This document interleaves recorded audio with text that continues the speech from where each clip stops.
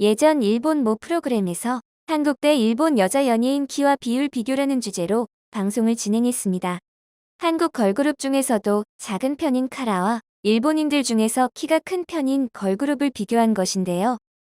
방송 당시 실제로는 승부가 안 된다는 걸 아는지 일본 여자 연예인들은 카라보다 훨씬 높은 힐을 신고 있었고 평균 키 수치까지 날조하며 어떻게든 한국보다 좋은 피지컬을 가지고 있다는 걸 보여주고 싶었던 것입니다. 이에 한국은 일본이 인정하고 싶지 않은 진실을 위해 정확한 평균 키 조사에 대한 결과를 보여줬습니다. 특히 중국과 일본보다 모든 순위에서 크게 앞선 결과가 나왔고 일본과는 52 이상이 차이나며 더 이상의 비교는 의미 없어 보였는데요. 반면 몇 년 전부터 평균 신장이 정체되는 특성을 보여주며 경제 발전과 영양, 위생, 보건 환경이 개선되면 발육이 좋아진다는 통념과는 정반대의 길을 걷고 있는 나라가 있습니다. 바로 일본인데요.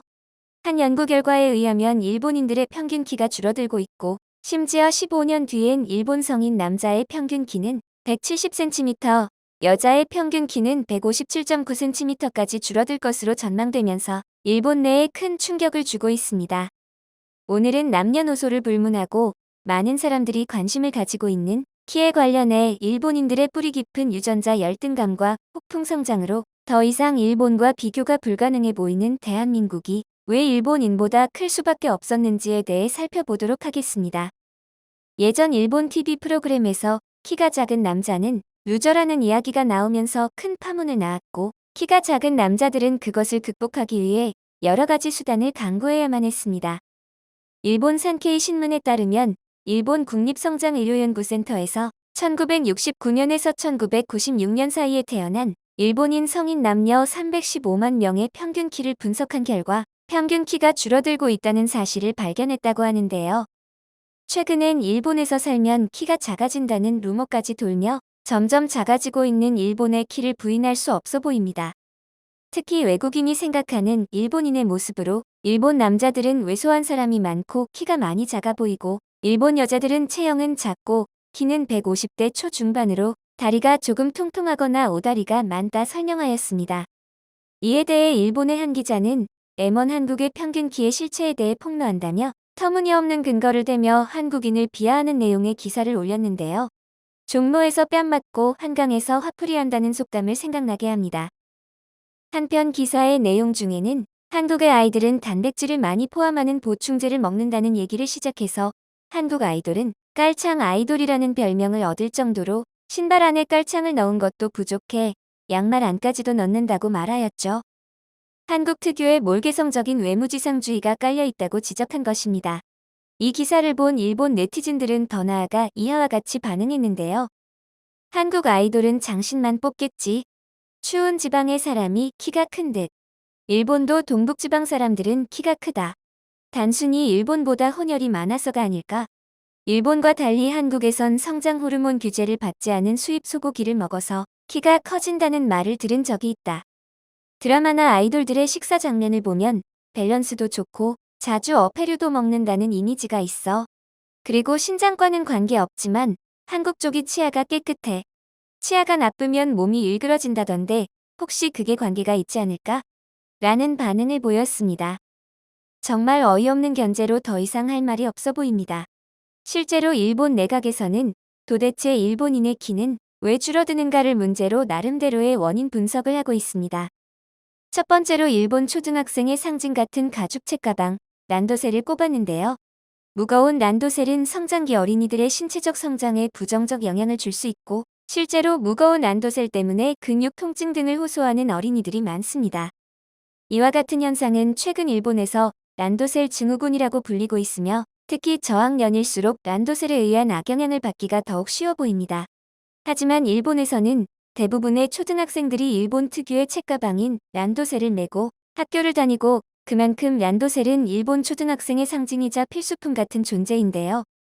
교칙으로 란도셀을 매라고 정하는 경우도 있고 교칙으로 정하지 않아도 다른 학생들이 다 란도셀을 매니까 자연스럽게 란도셀을 매는 경우도 있습니다.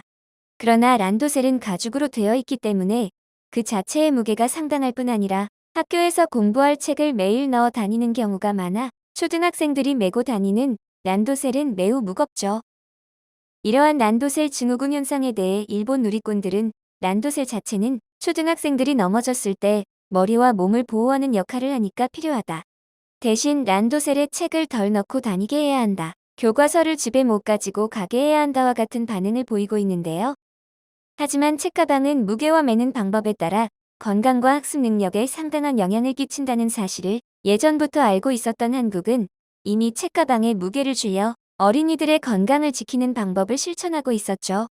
그리고 란도셀에 이어 성장기 어린이들의 신체적 성장에 부정적 영향을 주는 원인으로 일본의 식습관 문제를 꼽고 있습니다. 육류보다는 어류를 주로 섭취하는 일본인의 식습관으로 인해서 골격이 발달하는 쪽으로는 진화되지 않았다고 하는데요. 이는 섬나라의 공통점으로 볼 수 있습니다. 보통의 경우 북반기 서양인 대륙에 육류나 유제품을 많이 섭취하는 국가의 경우 평균 신장이 대개 큰 편으로 집계되어 있습니다. 이와 반대되는 특성을 지닌 일본은 그와 반대로 신장이 작은 편이라고 볼 수 있겠죠. 유전자적 영향도 있겠지만 워낙 먹는 음식을 모양만 이쁘게 만들어서 미처 영양소를 다양하게 챙기지 못한 듯 보이기도 합니다. 그런데 이처럼 직접 문제점을 찾아내고 분석할 정도로 키에 꽤 민감하게 반응하고 있는 일본이 최근 이상적인 남자의 키를 어느 정도로 생각하느냐는 흥미로운 주제를 인터뷰에 화제가 되고 있습니다. 한국 사람들에게는 일본 사람들은 남자의 키에 대해 관대할 것 같다는 이미지가 있는데요. 평균적인 키도 한국에 비하면 조금 작기도 하고 특히 여성의 키를 비교하면 한국과 일본은 어느 정도 차이가 있습니다. 그래서 더욱 남자의 키에 대해 민감하지 않을 것 같다는 이미지가 있죠. 과연 일본 여자들은 남자의 키에 대해 어떻게 생각했을까요? 저보다 큰 편이 좋아요. 175cm 정도요. 175에서 180cm 이상이 이상적인 키라고 생각해요. 작아도 괜찮지만 키가 큰 편이 아무래도 리더십이 있을 것 같아요. 제가 힐 신었을 때를 고려해서 180cm 정도요. 폭 안겼을 때 남자의 가슴팍에 올 수 있게 185cm요. 일본 일반인을 대상으로 남자의 이상적인 키를 물어본 결과 개인적인 차이는 있으나 대부분이 키가 큰 편이 좋다고 답했습니다. 이 채널에서는 170cm에서 180cm라고 결론을 냈는데 실제 인터뷰를 보면 이상적인 키로 175cm에서 180cm의 수치가 가장 많았습니다. 다수의 사람들이 키 큰 사람들을 선호한다고는 하지만 현실적으로 일본의 각종 편의시설들은 해외 키 큰 서구권 사람들이 살기엔 너무 불편해 보이는데요. 서양인들과 일본인의 평균적인 체격 차이에서 오는 불편함은 어쩔 수 없어 보이며 이를 인증하는 사진들은 해외 네티즌들의 웃음을 자아냈습니다.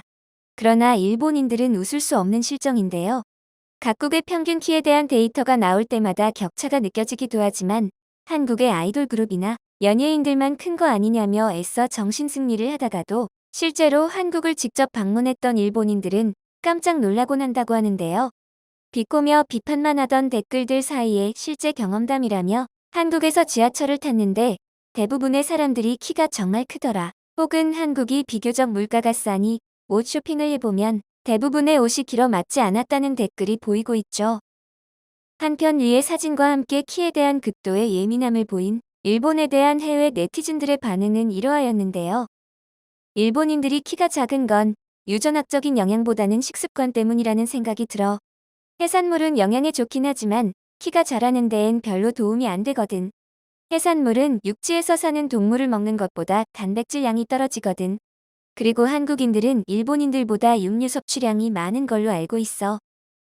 내 생각에 일본인들은 소식하는 습관부터 줄여야 해. 더 신장이 커지고 싶으면 식사에 변화를 줘야 할 것 같아. 서양인들이 대체적으로 키가 큰 이유는 유전적으로 키가 크는 호르몬이라서가 아니라 한창 자랄 시기에 키를 어떻게 최대한 키울 수 있을지 호르몬 관리를 잘해서 그런 거야. 단지 일본인이기 때문에 키가 많이 크는 건 불가능하다는 헛소리는 하지 말아줘. 누군 작고 누군 크고 사람들끼리 키를 이용해서 누군가를 차별한다는 게 정말 웃겨. 이런 일본의 키에 대한 여론을 보니 일본인들의 행동에 분명한 문제가 있어 보입니다. 하지만 1970년대 말 출생자가 정점을 찍은 뒤로 점점 작아지는 역변이 진행 중인 일본은 앞으로도 서양인들에게 여행하기 더욱 불편해질 것으로 보이죠. 한편 일본이 극도로 견제하는 한국은 2021년 19살 청소년 평균 키로 남자 175.5cm, 여자 163.2cm로 일본과는 대략 5cm 정도의 큰 차이를 보이고 있습니다. 그리고 사진을 보면 조선시대에도 일본인보단 6cm 정도 컸다는 사실을 증명하듯 조선인의 키가 훨씬 커 보입니다. 옆에 서양인과 나란히 서도 꿀리지 않는 기럭지를 가지고 있죠.